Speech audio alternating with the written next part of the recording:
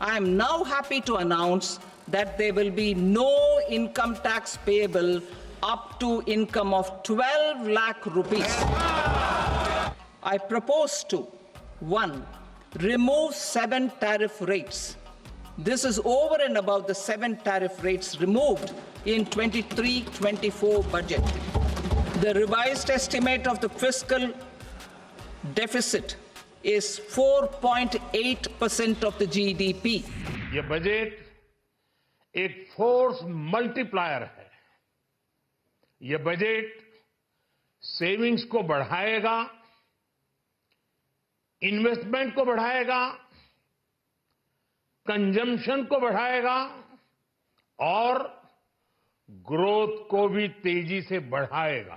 ये भारत सरकार का बजट है कि बिहार सरकार का बजट है? आपने बिहार के अलावा किसी और प्रदेश का नाम सुना वित्त मंत्री जी के पूरे बजट भाषण में? The infrastructure is not going for the rest of the country.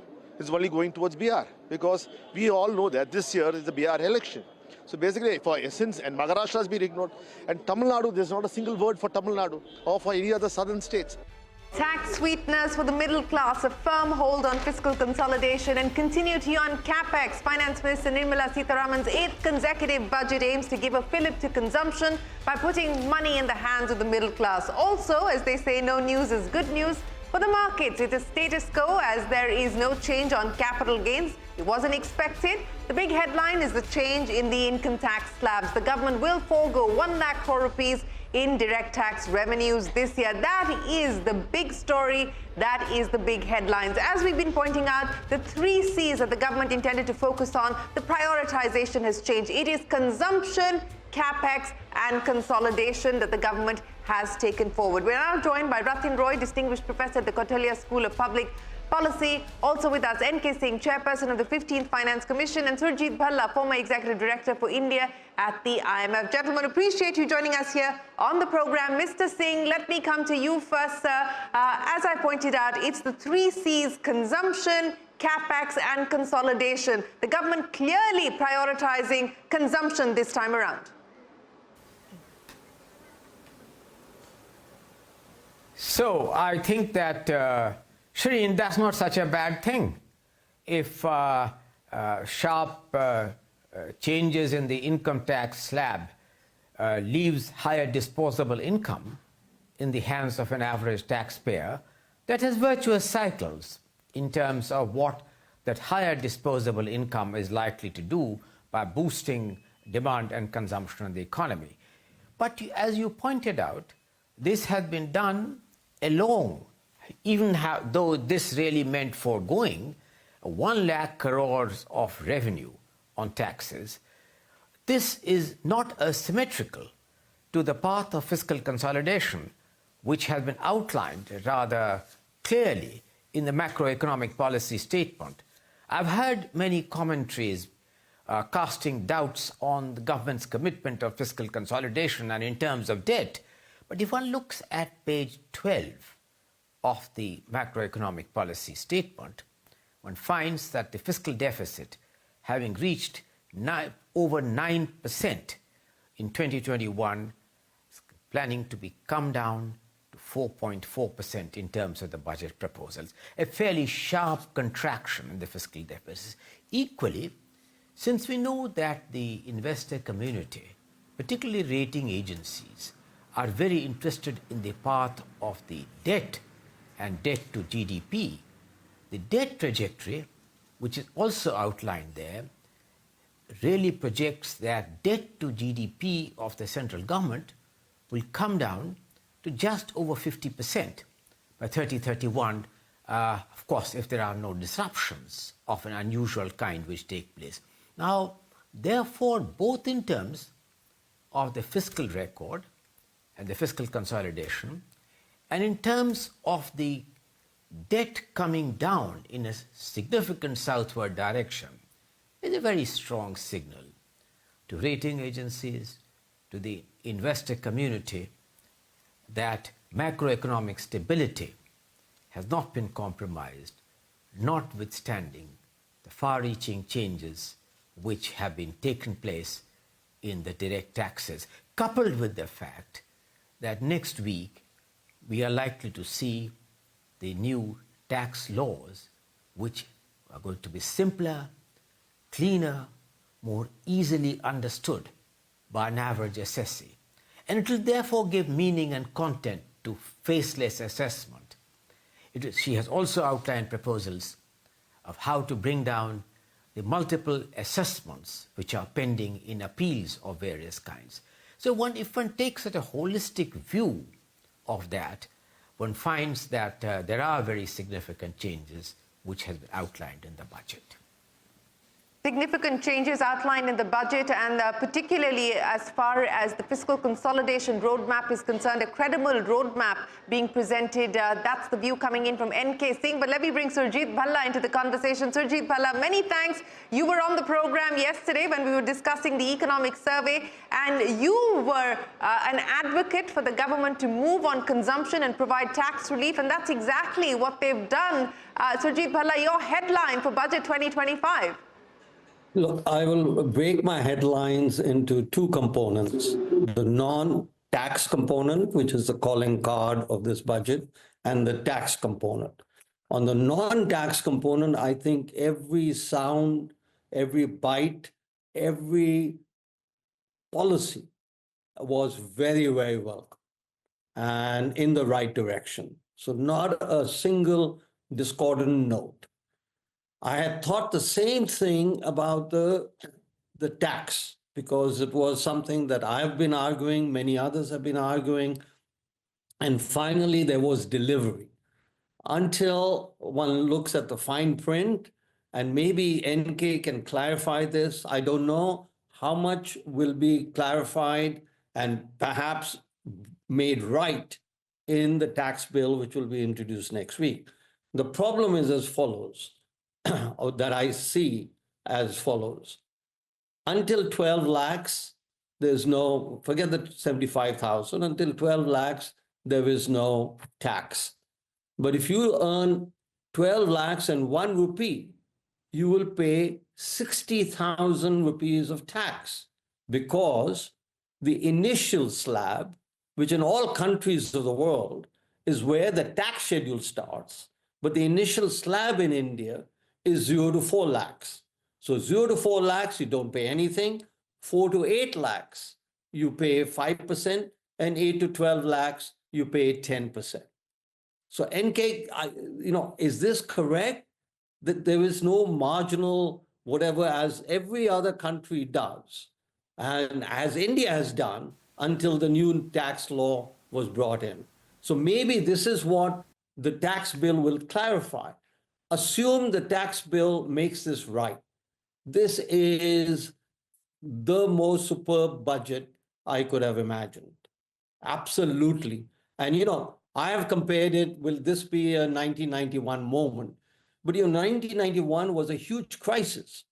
So if this is as reform-oriented and given that our growth rate, bad enough as it is, it's 6.4%, it's not possible to have a 1991 moment. Again, thank you very much, because you don't want a 1991, pre-1991 situation.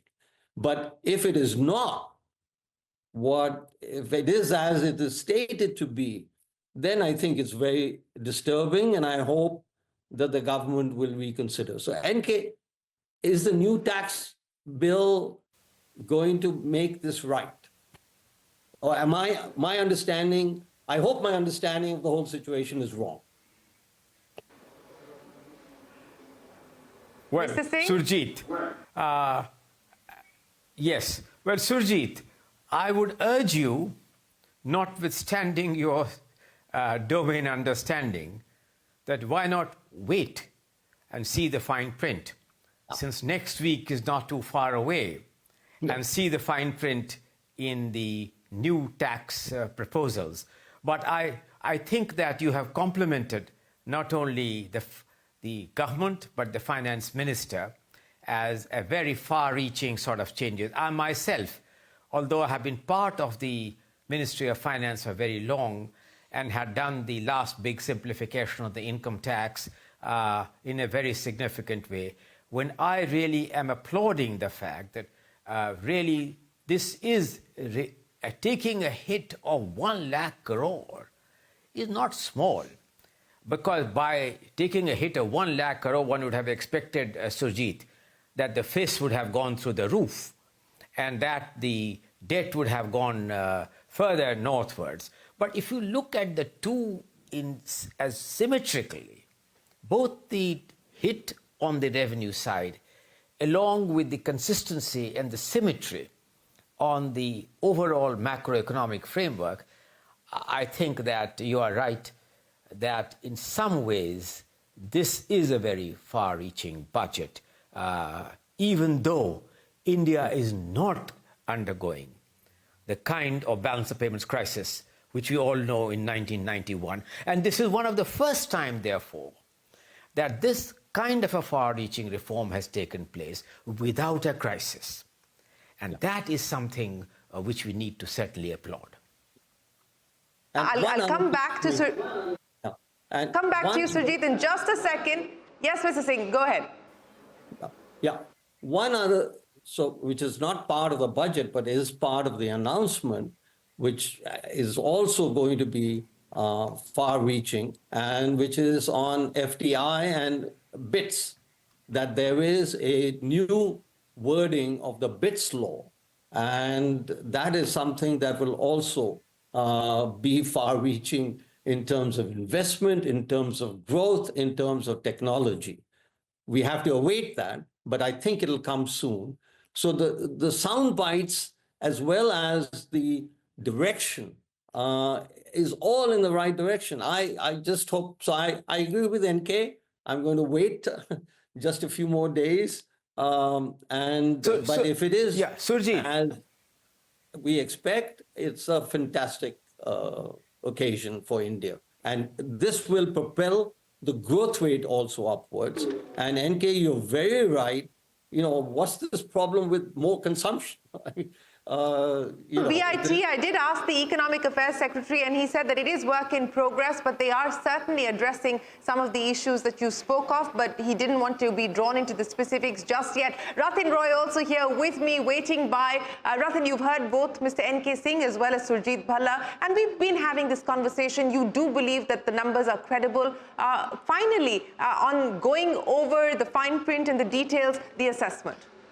Well, as they say in French, plus ça change, même chose, which is that, look, since 2016, apart from the COVID years, expenditure of the government of India has been shrinking. And for the last 3 years, tax GDP ratios are stagnant. Therefore, the entire fiscal discipline that the central government has it's got through expenditure cuts. Broadly speaking, they cut the fiscal deficit by 0.5% of GDP every year, and then they cut expenditure by 0.5% of GDP every year. That's what's happened this year. 1 lakh crores in terms of the income tax cut is not a very large number. And I think Mr. Singh is absolutely right. It is consistent with maintaining fiscal prudence, except for one worry I have. Finance Ministry has a tendency to underestimate revenue foregone. I looked up what happened with the corporate tax cuts in 2019. They said 1 lakh crores then. Ultimately, according to experts, the tax cut was about 3 lakh crores. Okay. So if that happens, then all this hard-won fiscal responsibility, which I commend and encourage, will be jeopardized. And therefore, I really do hope that a ministry that is not very good at predicting tax numbers, at least this time gets it right. I think the big reform that I like, and really, I mean, giving reforms to the top 10% of the population in the hope of increasing expenditure. Look at it another way. Are we saying that people who earn less than 6 times the per capita income are not prosperous enough to pay income tax? It's something worth thinking about for viewers. I mean, what kind of society do we live in where people earning 6 times the per capita income, it's only then that you start paying income tax? So there is a prosperity problem in India, and what the budget has done is acknowledged it, by no means resolved it. The good thing the budget has done, I think the best thing it's done for doing business in India, is announced that next week, and I was very pleased the finance minister said this, there will be a tax bill that will harmonize and improve on our legislation, and she's promised that that bill will cut the clutter by half. My God. Yeah. If that doesn't do something for lifting confidence in India and in the business community, I don't know what will. That's much better than all this bakhana business and all that. And by the way, I do hope Dr. Singh is happy that there was so much Bihar in this budget. I've never seen so much Bihar in this budget. No, so that point is well taken. As far as the tax code is concerned, the finance minister has promised that it will be half the size of the existing tax code. And, you know, many tax experts here on the program were joking with me, saying that we might be out of a job. We might be out of a job at the end of it. But you know, Mr. Singh, coming back to reforms as well as the center-state compact, if I may articulate it in that fashion, you know, whether we talk about Capex, we talk about the national manufacturing policy, we talk about the index that they intend to put out as far as competitiveness is concerned, you know, the additional grants to states, of course, linked to caveats. How do you see this new center-state compact as well as the revival of PPP, bringing back public-private partnership, which is the stated objective in this budget?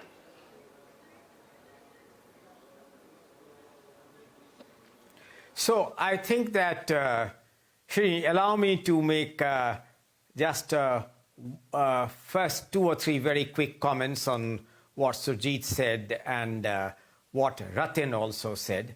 Well, Surjit, I think that one additional factor of reform which which I'm sure you would like to consider is that, you know, all of us have applauded for very good reasons the most important contribution of late Dr. Manmohan Singh in the Indo-US nuclear pact which he was able to arrive at. And that, I think, was, given the difficulties, was a very, very important contribution. But the fact remains that because of the impediments of various laws relating to insurance, we were not able to harness any private sector investment in the entire area of the civil use of nuclear energy. This bill, this budget, clears that great cobweb away, and that I regard as an important reform, because that as we go forward, as we adopt more and more of artificial intelligence, we must recognize that this is very energy-intensive activity. We need to find clean sources of renewable energy, and the direction given in the budget on the reform of the use of atomic energy, modular atomic plants, and the changes which will enable private sector investment to come in this is a very, very important reform. Surjit, I totally agree with you that since you were part of the FRBM Act, which we both did together, that we must recognize the fact that with no fiscal crisis looming around, with no issues of serious macroeconomic stability, voluntarily a fairly credible path of fiscal consolidation has been outlined, as also the fact on the debt. Because, you know, you and I, if you recall, had done a lot in making the changes in the new FRBM Act, where we wanted debt to become the principal macroeconomic anchor, and that the government accepted. In that pursuance of that, the downward south trajectory on the debt is very, very important, which has been outlined in some detail in the macroeconomic policy statement. To your point, Shereen, yes, I totally agree with you. In no other recent budget do I recall the mention not only a public-private partnership, as you said, but in so many ways the mention of a partnership with the states. In partnership with the states has repeatedly figured in several of the announcements made by the finance minister. I think this augurs well, because we all believe that not only in regard to debt and in regard to fiscal deficits, but in the multiple areas, the partnership with the states and meaningful partnership with the states will be a very important fulcrum of change as we go forward. Surjit, Rathin, you wanted to come in on that. Yeah, I just wanted to say that while on the partnerships with the states points, in the afternoon I was talking to some of the governments in South India, and they're not very happy. they view this attempt to impose policy conditionalities on them as being unnecessary if you're South Indian. I told them this is probably for the Bibaru states. Yeah. But they, for example, one chief minister, I live in Hyderabad, you can guess who said this, one of two, one finance minister said to me, who are they to tell us about global capability centers? We get them here. They don't come to us because the government, what he's actually said, Delhi Sultanate, tells us how to do these things. So I think this budget did come across to the more prosperous states, the economically more dynamic states, as slightly patronizing. Okay, Surjit, Bhalla, back to you on some of the reform measures that were articulated by both Rathin as well as Mr. Singh, but on Capex, and I had Vinay Chatterjee in a short while ago, and his point is that are we moving away from the stated objective of pump priming the economy by way of infrastructure investment, and has there now been a shift towards consumption, and what that augurs as far as the long-term economic policy making is concerned? Would you agree that this signals a shift, perhaps? Look, I've maintained, and every economist has maintained, that one of the best policies to get growth going in the initial stages of development is infrastructure. There's also something called diminishing returns. This government has a fantastic record on infrastructure and public investment in infrastructure over the last decade. And I think the time has come for a shift in gears. It doesn't mean that this is any loss. Even now, there's a fair amount of infrastructure investment. So that's point number one. I fully welcome this thrust towards more consumption, if you will, and more middle-class relief. I want to get to what Rathin has been saying, and perhaps you may have to have another session on this, but I haven't seen too many people argue that, listen, I have to look at the per capita income for my first slab and has to be a certain proportion to it. It's a bit technical, but we already are at one of the highest tax to GDP ratios in India. What would you like us to do? To increase the tax to GDP ratio even higher? Unless you're saying we should income tax and cut all other taxes. But I think the central point of any policymaker in any government, and we have an example of 190 countries, okay, over the last 75 years, we have data for that, is to contain taxation and provide, which is why we are one of the highest in the world. Our aggregate tax to GDP ratio is 19%, the same as in Korea, as in US. US is maybe at 20%. So what?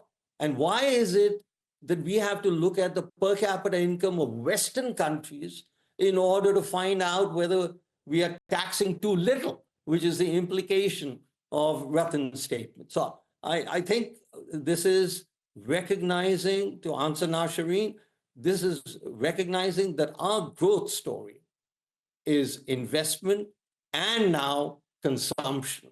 You can't just keep on investing because unless your incomes are growing at a much rapid pace. The last point I want to make on this is our potential, before somebody says, listen, we are growing at 6% and that's good. No, we have to grow at our potential, not what somebody else's growth rate is.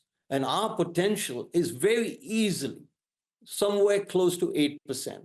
And we've done that, and we will do that. It is completely on the cards and in the forecast, if you will. But we need a couple of corrections, as every society, as every country does. And I think they are very much in that direction, but I'll wait till next week. But I think, and the minor point that I disagree with, and we've had this discussion with NK, I think debt is very important. And I don't think the fiscal deficit, I can see the linkage, NK, between fiscal deficits and debt. But, there comes a tide in the affairs of men when you start looking at things beyond the fiscal deficit. So therefore, on the affairs of countries, I'm not saying go to 9%, 8%, 7%, but I think, give more tax relief and go to 4.8%, just fine. Just fine. And I know you're not the only one who's been suggesting that, Surjit Bhalla, but the government deciding to stick with 4.4%. And of course, moving to debt to GDP provides them with fiscal flexibility, is what the Economic Affairs Secretary explained to me while he was here earlier on. But, yes, Rathin, very quick point. I just want to actually, for a change, defend the government. I think Finance Secretary Somnathan very clearly said last year that this was the last year when you could expect the government to do heavy lifting on investment. This information has been conveyed very clearly to the private sector last year, very explicitly, and the year before that, slightly more implicitly. So I think it's very unfair to expect a government to do heavy lifting on investment when the private sector just sits there and, rakes in sort of supernormal profits and doesn't do investing. Now the private sector has to step up to the plate.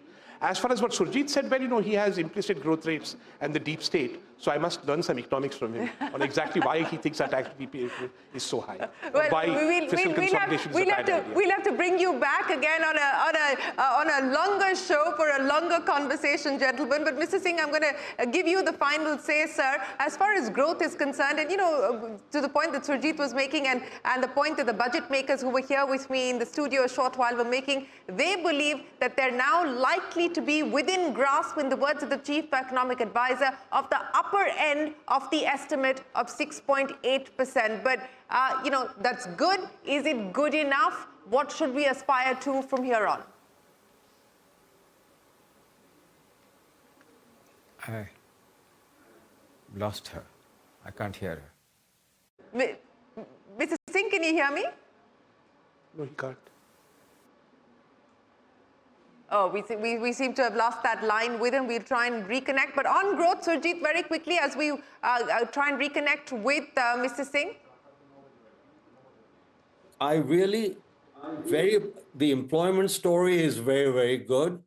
The growth story, India's growth story this decade has been, what has not been remembered or given enough credit for is that since 2010, our GDP growth rate has been higher than China on an average basis now for 14 years.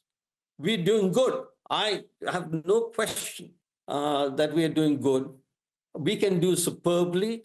It is in our hands, it is in our destiny, and it is in the likelihood that it will happen.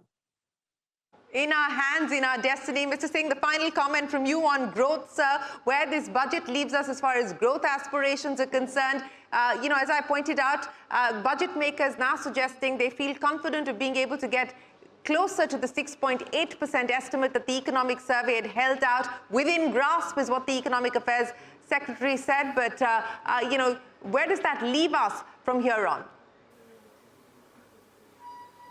So, three very quick comments. First, on a lighter note, Surjit, I'm somewhat amused that given your domain expertise as the former executive director of the International Monetary Fund, which you served with great aplomb, you seem to really not really attach so much importance on adherence to the path of fiscal consolidation, on fiscal deficit and debt.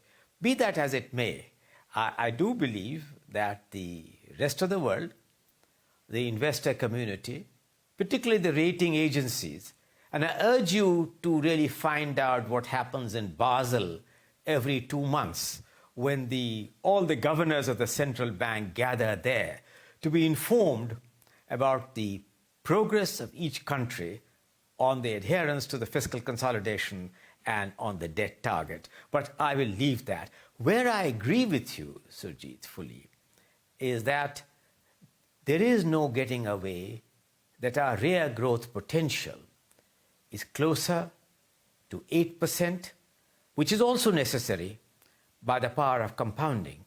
And considering that inflation is likely to be in the range of around 4 to 4.5%, giving you a nominal growth, therefore, of over 11.5, 12%, will bring us much closer to the realization of the kind of multipliers which will enable the dominant quest of every Indian to become a developed economy, somewhat closer on that trajectory. And therefore, sticking merely to this current nominal growth trajectory is really underestimating our potential. And on that note, Surjit, I fully agree and endorse that that must be our unrealized quest, the quest to become a Viksit Bharat by 2047.